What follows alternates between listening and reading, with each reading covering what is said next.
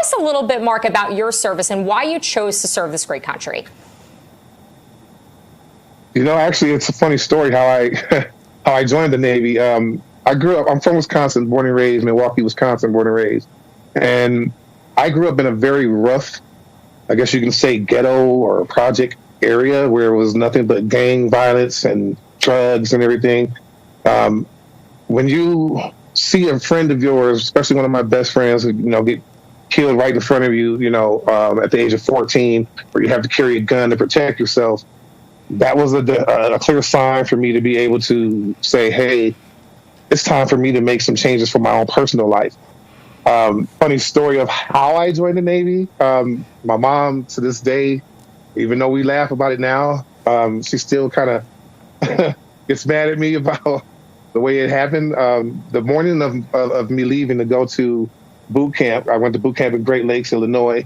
For those Navy guys who are men and women who have served in the Navy and they know about the Great Lakes boot camp, it was during a time where they were phasing part of the old Navy into the new Navy.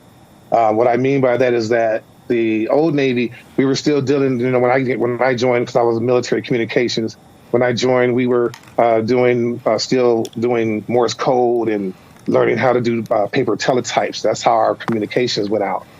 But the day that I was leaving to go into boot camp, it's like 2 o'clock in the morning.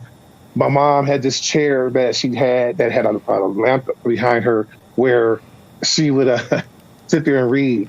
This particular night or particular morning, because it was 2 o'clock in the morning when they were coming to pick me up for boot camp, she was sitting in the chair. The house was pitch black. I come walking in and I got my backpack over my shoulder and I'm trying to tiptoe out. My mom's sitting there in the chair. She looks up. She's like, "Where are you going?"